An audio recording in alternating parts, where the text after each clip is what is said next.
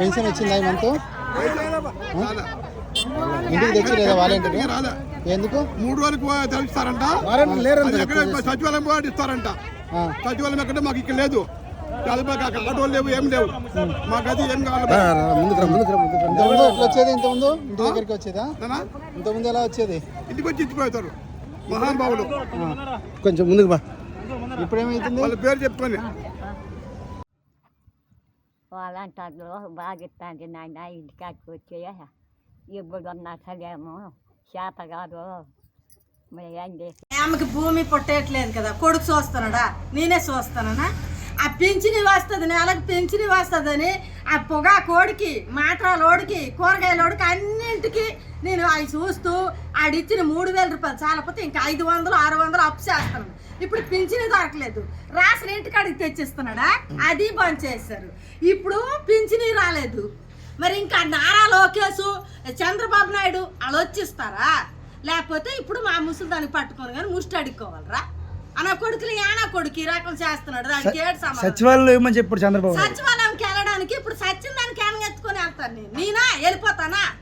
అన్న కొడుకు యానా కొడుకు వీళ్ళందరూ ఉసురుతాయి, తాడు ఓట్లు గెలుస్తాడా? అది గెలిచి బాగుపడతాడా?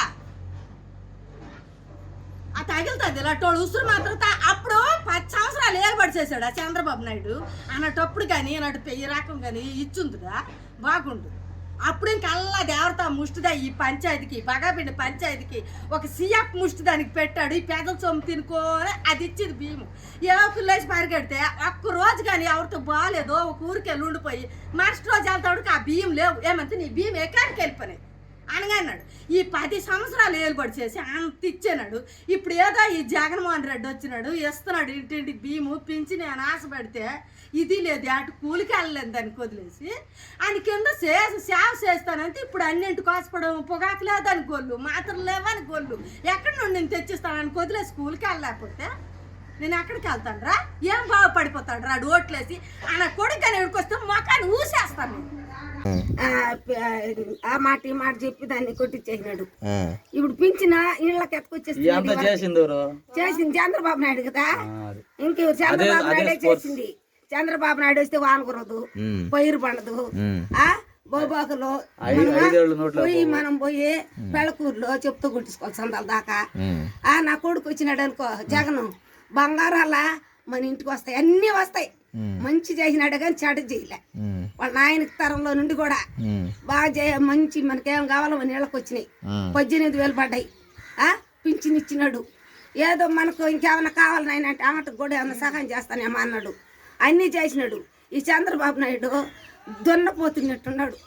దున్నపోతాడు లాస్ట్ లెక్క వచ్చేకాడికే ముసలి వాళ్ళు ఎట్లా నడిచిపోవాలా? ఏ బస్సుకు పోవాలి? వాళ్ళు ఏడ నుంచి రావాలా? ఈ పింఛన్ ఎట్ట తీసుకోవాలా? వాళ్ళు ముసలి వాళ్ళకి ఏమైనా కళ్ళు కనపడతాయా? వాళ్ళు ఏడపోతారు, మనమైతే పోతాం. వాళ్ళు బాగా వెళ్తారు, కళ్ళు లేని వాళ్ళు, కళ్ళు లేని వాళ్ళ. అయ్యే పుణ్యమో బంగారు నాయన ఆ నాయన గురించే ఇప్పుడు పింఛన్ కూడా లేకుండా పోయింది మనకు. మా కొట్టు వాళ్ళకి లేకుండా వాలంటీర్ తెచ్చిస్తున్నాడు. వాలంటీర్ తెచ్చిస్తున్నాడు, పిలుస్తున్నాడు. ఎన్ని గంటలకి?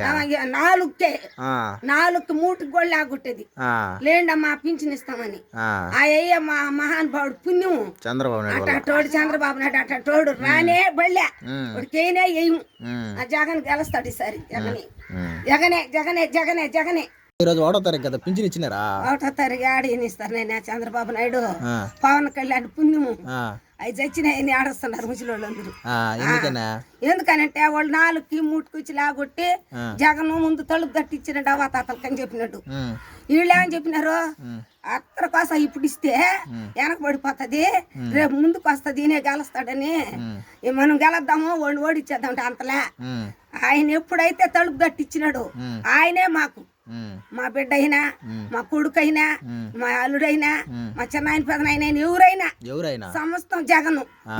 వీళ్ళు మనుషులు పీక్కు తింటారు, వాళ్ళ పెద్ద పెద్ద వాళ్ళకి సహాయం చేస్తారు, ఆయన పేదలకు సహాయం చేస్తారు. మన ఆయన లచ్చితంగా 100 ఏళ్ళు ఉండాలి జగన్, 100 ఏళ్ళు ఉండాల జగన్. నా ఆవిసి పోసుకొని 100 ఏళ్ళు చల్లగా ఉండాలి.